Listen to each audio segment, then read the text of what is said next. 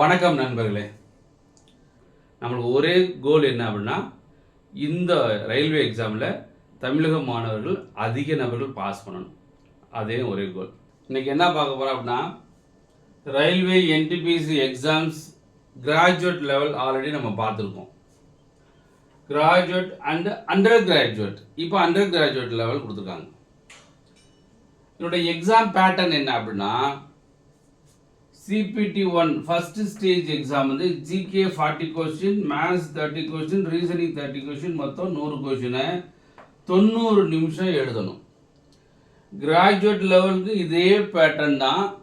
Under graduate level அப்படின்னா 12th standard qualification, 12th standard qualification. இதுக்குமே நம்ம எடுத்துருவாங்க, சேம் பேட்டர்ன் தான்.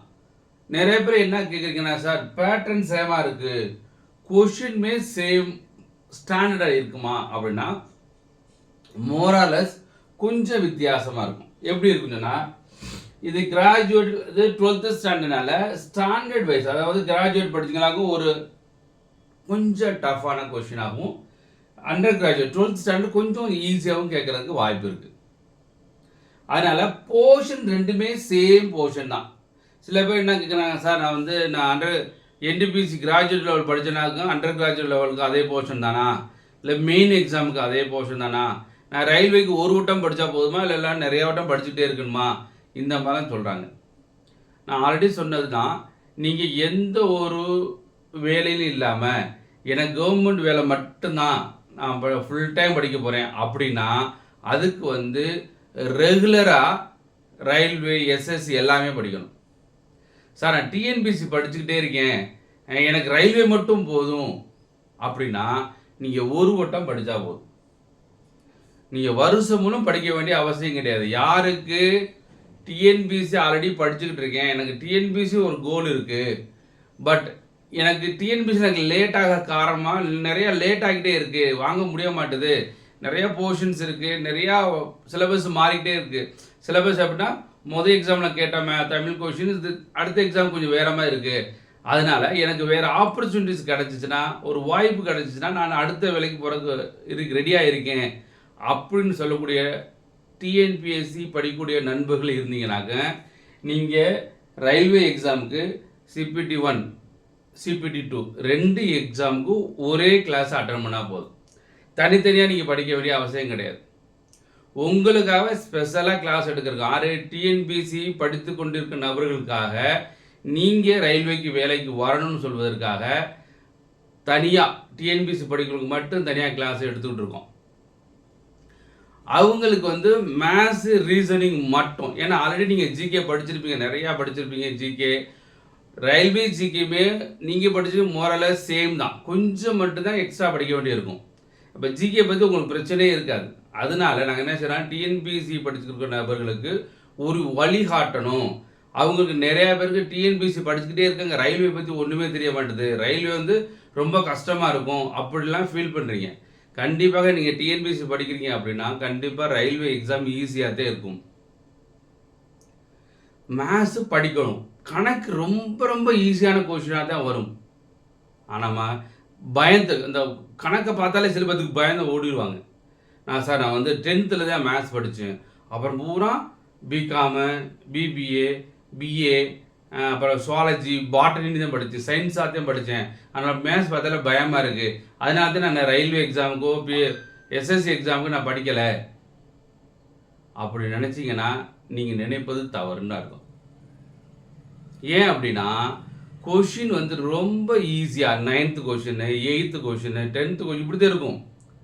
உங்களுக்கு நான் ஃபார்முலா சொல்லி கொடுத்தாதே கஷ்டம். திரும்ப சொல்கிறேன், நீங்கள் ஃபார்முலா படித்து இந்த ஃபார்முலா படிச்சுக்கோ, நீ இந்த ஃபார்முலா படிச்சுக்கோ, ஒவ்வொன்றுக்கும் ஃபார்முலா படிச்சுக்கோ அப்படி சொன்னாதே உங்களுக்கு கஷ்டம். ஃபார்முலாவே கிடையாது. அதனால் நீங்கள் என்ன படித்தாலும் சரி, தாராளமாக ரயில்வே எக்ஸாம் எழுதலாம், ஈஸியாக தான் இருக்கும். ஆனால் கொஞ்சம் உழைச்சி தான் ஆகணும். உழைக்காமல் எதுவும் கிடைக்காது, கஷ்டப்படாமல் எதுவுமே கிடைக்காது. உயிர் கொடுத்தா தான் உயிர் வரும் சொல்லுவாங்களே, உயிரை கொடுப்பா, உயிரை கொடுத்து படித்தேன் அப்படின்னு சொல்லுவாங்க இல்லையா. உயிரை கொடுத்து படித்தா என்ன மீனிங், அவ்வளோ ஹார்ட் ஒர்க் பண்ணி சிஸ்டமேட்டிக்காக ஹார்ட் ஒர்க் பண்ணி நைட்டு பகல்மா, நைட்டு பாதி நேரம்லாம் 3 மணிக்கெலாம் படிப்பாங்க, 2 மணிக்கெலாம் படிப்பாங்க. ஏன்னா ஒரு ஸ்டேஜ் ஆயிடுச்சுன்னா படிக்கிறதுக்கு டைமே கிடைக்காது. ஐயோ! என்னடா 24 மணி நேரம் கிடைக்க மாட்டேது அப்படிலாம் கண்டிப்பாக நீங்கள் ஃபீல் பண்ணுவீங்க. நிறையா பேர் ஃபீல் பண்ணியிருக்காங்க. நானுமே ஃபீல் பண்ணியிருக்கேன். ஒரு ஸ்டேஜ் ஆயிடுச்சுன்னா இப்போலாம் வந்து நிறைய பேருக்கு என்ன இருக்கும், டைம் போகவே போகாது. காரணம் என்னக்கா அவங்க ஒரு எதுவுமே இன்வால்வ் ஆக மாட்டாங்க. நீங்கள் இன்வால்வ் ஆகிட்டீங்க, நீங்கள் கவர்மெண்ட் வேலைக்கு படிக்க இன்வால்வ் ஆகிட்டீங்கன்னா கண்டிப்பாக உங்களுக்கு டைமே பார்த்தா நீங்கள் கேட்டு பாருங்களேன். உங்களுக்கு ஃப்ரெண்ட்ஸ்கிட்ட நல்லா ஹார்ட் ஒர்க் பண்ணவங்க, இல்லை கவர்மெண்ட் வேலைக்கு வாங்கிட்டு போனவங்க கேட்டு பாருங்களேன். எப்படி படிச்சிங்க, டைம் பத்துச்சான்னாக்க நிறைய பேர் சொல்லுவாங்க 24 ஹவர்ஸே பத்தலை அப்படின்னு சொல்லுவாங்க. காரணம் என்னன்னாக்க அவங்க பயங்கர hard work, systematic hard work, any time thinking about studies. இந்த வேலை எப்படி வாங்குறது, இது எப்படி படிக்கிறது, ஷார்ட்கட் எப்படி ஞாபகம் வச்சுக்கிறது, நம்ம ஒரு கணக்கு பார்த்தோன்னு எப்படி சொல்கிறது, ரீசனிங் பார்த்தோன்னு எப்படி சொல்கிறது. ஒரு மேத்ஸ்னாலே எழுதித்தேன்னு சொல்லணும்னு அவசியம் கிடையாது, பார்த்தவனே சொல்ல முடியும். அதுக்கு ப்ராக்டிஸ். நீங்கள் ஒன்ஸ் நீங்கள் ஃபார்முலா எழுதி படிச்சிங்கனாக்க பார்த்தவொன்னே சொல்லவே முடியாது. நீங்கள் ஃபார்முலா ஸ்டார்ட் பண்ணி சொல்லிட்டீங்கனாக்க அது பார்த்தாலும் சொல்ல முடியாது. நீங்கள் ஃபார்முலா எழுதி சப்ஸ்டியூட் பண்ணி அடித்து கொடுத்து அப்புறம் தான் கண்டுபிடிக்க முடியும். பட் ஷார்ட்கட் ட்ரிக்ஸ் கான்செப்டில் பார்த்தவொன்னே ஆன்சர் சொல்ல முடியும். நான் ஆல்ரெடி சொன்னது தான், 25 கொஷின் மேத்ஸ், இது வந்து மேத்ஸில் 30 கொஷின் கேட்குறாங்க இல்லையா, 30 கொஷின் மேத்ஸ்லேயும் 30மே பார்க்காம செய்ய முடியும் அப்படின்னு சொல்லலை. 10 கொஷின் பண்ணுங்கள் பார்க்காம, பார்த்தோன்னே எழுதாமல் சொல்கிறது. 15 கொஷின் எழுதாமல் சொல்லுங்கள். அந்த மாதிரி ப்ராக்டிஸ் பண்ணுங்கள். 15 கொஷின் எழுதாமல் சொல்லிட்டா மீதி 15 கொஷின் ஈஸியாக போடலாமே, ஒரு லைனு 2 லைனை போயிடலாமே. அந்த மாதிரி ஈஸியாக மேத்ஸ் தான் டிசைடிங் ஃபேக்டர் ரயில்வே பொறுத்தவரை. ஏன்னா ஜிகே வந்து 40 கொஷின் இருந்தாலும் எப்படித்தான் தலைகீழாக நின்றாலும் ஜிகேவில் 10 கொஷின் தெரியாது. ரொம்ப தெளிவாக படித்தா 10 கொஷின் தெரியாது, கொஞ்சமாக படித்தா இன்னும் நிறைய கொஷின் தெரியாது. பட் மேத்ஸ் ரீசனிங் பொறுத்தவரை எல்லாத்தையுமே நம்ம சால்வ் பண்ண முடியும், எல்லாமே தெரியும். மெயினாக எக்ஸாம் எழுதிட்டு வெளியில் வரும்போது நிறைய பேர் என்ன சொல்கிறது, டைம் பத்தலை, அதை குறைய சொல்லுவாங்க. அப்போ டைம் பத்தாத காரணம் என்னன்னாக்க ஷார்ட்கட் கான்செப்டில் படிக்காமல் போகிறதே காரணம். அதனால் ஷார்ட்கட்டில் படிக்கலாம், கண்டிப்பாக உங்களால் ஜெயிக்க முடியும். அதனால் டிஎன்பிசி நண்பர்கள் நீங்கள் இப்போ படிச்சுக்கிறீங்க அப்படின்னா இது ஒரு வாய்ப்பு தான். நீங்கள் டிஎன்பிசி எக்ஸாமில் வேலை வாங்க வெல் அண்ட் குட், சக்ஸஸ், ஒன்றும் பிரச்சனை கிடையாது. பட் அதுக்கு முன்பாக ஒரு வாய்ப்பு இருக்குது, தமிழ்லேயே எக்ஸாம் எழுதலாம், ஏன் உங்களால் எழுத முடியாது? அதனால் உங்கள் நண்பர்கள் நிறைய பேர் டிஎன்பிசி எழுதிக்கிட்டு இந்த ரயில்வே பற்றி தெரியாமல் இருக்காங்க, ஒன்றுமே தெரியலை, இது எப்படி கஷ்டம் நினச்சிட்டே எழுதாமல் போகிறது, இல்லை அடுத்தவங்க கேட்காமல் இருக்கிறது. இந்த மாதிரி இருக்கிற நண்பர்களுக்கு இந்த வீடியோ நிறைய பேருக்கு ஷேர் பண்ணுங்கள். எல்லா பேருமே இப்போ டிஎன்பிசியில் எப்படி நீங்கள் ஒரு 20 லட்சம் பேர் 25 லட்சம் பேர் அப்ளை பண்ணுறீங்களோ அது மாதிரி இந்த ரயில்வே எக்ஸாமுக்கு அனைவரும் அப்ளை பண்ணணும். அந்த மாதிரி நிறையா பேருக்கு, உங்கள் நண்பர்களுக்கு, உங்கள் தெரிஞ்சவங்களுக்கு இந்த வீடியோ நிறையா பேருக்கு ஷேர் பண்ணுங்கள். ஏஜ்மே கிராஜுவேட் லெவலுக்கு வந்து ஜென்ரலுக்கு 36 வயசு, ஓபிசிக்கு 39 வயசு, எஸ்சி எஸ்டிக்கு 41 வயசு வரைக்கும் எழுதலாம் கிராஜுவேட் லெவலில்.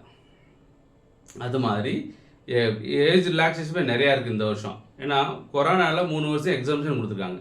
அதனால் இது பயங்கரமான வாய்ப்பு, விட்டுறாதீங்க. திரும்ப சொல்கிறது தான், டிஎன்பிசி எக்ஸாம் எழுதி நிறையா பேர் அந்த எக்ஸாம் விட்டு வெளியில் போயிட்டு ப்ரைவேட் ஜாப்லாம் பேருக்கு எத்தனை பேர் இருக்காங்க. காரணம்னாக்க வேறு எக்ஸாமே எழுதாமல் ஒரே மொமெண்ட்டாக டிஎன்பிசி எழுதி சில பேர் டிஎன்பிசி வாங்க முடியாமல் போனவங்க எத்தனை பேர் இருக்காங்க. அப்புறம் ப்ரைவேட் ஜாபில் போயிட்டு லைஃப் அப்படியே போயிடுது. ஏன்னா டிஎன்பிசி எழுதக்கூடிய நண்பர்கள் ரயில்வே எக்ஸாம் எழுதுங்க. திரும்ப சொல்கிறதா, நிறையா பேர் ரயில்வே எக்ஸாம் எழுதாமல் லைஃப்பை வேஸ்ட் பண்ணிட்டாங்க. அதனால் டிஎன்பிசி படிக்கக்கூடிய நண்பர்கள் ரயில்வே எக்ஸாம் எழுதுங்க. தமிழ்லேயே எழுதலாம், இன்டர்வியூ கிடையாது. என்ன ஒரே ஒரு அதிகமாக படிக்கணும்னு சொன்னால் ஷார்ட்கட் படிக்கணும், ட்ரிக்ஸ் படிக்கணும், வேகமாக படிக்கணும், அதிக கொஷின் அட்டன் பண்ணணும், தப்பாக பண்ணிடக்கூடாது. சில பேருக்கு என்ன வேணா சார், மைனஸ் மார்க் இருக்குது சார், அதனால தான் நான் ரயில்வே எக்ஸாம் எழுதலை. மைனஸ் மார்க் இருந்தால் உங்களுக்கு என்ன, நீ கரெக்டாக 100க்கு 80-85 கொஷின் நீங்கள் போதும். நீங்கள் 10லேருந்து 15 கொஷின் தொடவே வேண்டாம். தொட்டால் தானே மைனஸ் மார்க் வரப்போகுது. இந்த மாதிரி நிறைய பேர் மைண்ட் செட்டில் வச்சுட்டாங்க, sir railway exam minus mark, அதனால் நான் எழுத முடியாது, ரொம்ப டஃப் எக்ஸாம். அப்படிலாம் கிடையவே கிடையாது. மைனஸ் மார்க் எப்போ நீங்கள் அந்த எக்ஸாம் கொஷினை வந்து தப்பான கொஷினை அடித்தாத்தே மைனஸ் மார்க் வரப்போகுது. தெரியலையா, விட்டுருங்களே கொஷினை. 100க்கு 85, 80க்கு மேலே அடிங்க, கண்டிப்பாக வேலை உண்டு. கரெக்டாக அடிங்க. ஏன் அப்படி படிக்கக்கூடாது? அதனால் தமிழக மாணவ மாணவிகளுக்கு ஒரு நல்ல வரப்பிரசாதம். ரயில்வேயில் வந்தீங்கன்னாக்க நிறைய சம்பளம், நல்ல சம்பளம் தான், குறைச்சலாம் கிடையாது. சரி, நல்ல சம்பளம், ஃபெசிலிட்டிஸ், சூப்பரான ஃபெசிலிட்டிஸ் நிறையா இருக்குது. இதெல்லாம் கிடைக்கணும்னு சொன்னால் உயிரை கொடுத்து படித்தா தான் கிடைக்கும். ஒரு 15,000, 20,000, 30,000 வந்து நைட்டு பகலமாக வேலை பார்த்துருக்காங்க. கேட்டோமா ஐடியில் வேலை ஆகுதுன்னு சொல்கிறாங்க. சம்பளம் 15,000 அல்லது 20,000. வேலைக்கு நீங்கள் சாதாரண வேலைக்கு வந்துட்டாலே குறைஞ்சது 40,000லேருந்து மேலே சம்பளம். ஸ்டேஷன் மாதிரினா 60,000, 70,000 சம்பளம். ட்ரெயினுக்கு இருக்கா 70,000, 80,000 சம்பளம். எடுத்தவனே ஏன் உங்களால் வர முடியாது? அப்போ சம்பளம் அதிகமாக வாங்கினா உழைச்சி தானே ஆகணும். அதனால் கடுமையாக உழைங்க, கண்டிப்பாக உங்களுக்கு வெற்றி நிச்சயம். சக்ஸஸ் எப்போ? உழைத்தால் மட்டும்தான். ஸோ நண்பர்களே, ஸோ நாங்கள் வந்து இங்கே டிஎன்பிசி படிக்கக்கூடிய நண்பர்களுக்கு உதவணும் அப்படின்னு நோக்கத்தில் நாங்கள் எவ்ரி சண்டே காலையில் 10லேருந்து 4:30 வரைக்கும் கிளாஸ் எடுக்கிறோம். Only for maths and reasoning மட்டும். வெளியூர் நண்பர்கள் அந்த ஒன் டே வந்தால் போதும்.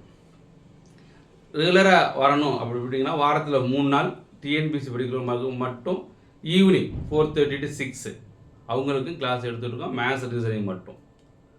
இதில் ஜாயின் பண்ணக்கூடிய நண்பர்கள் இருந்தீங்களாக்க ஃபோன் நம்பர் கான்டாக்ட் பண்ணி, நம்ம இன்ஸ்டியூட் ஃபோன் நம்பர் கான்டாக்ட் பண்ணி பேசுங்க. உங்களுக்கு எந்த உதவியும் செய்வதற்கு தயாராக இருக்கும். என்ன டவுட்லாம் கேட்டுக்கலாம். இந்த வட்டம் ரயில்வேல தமிழக மாணவர்கள் அதிக நபர்கள் போகணும்.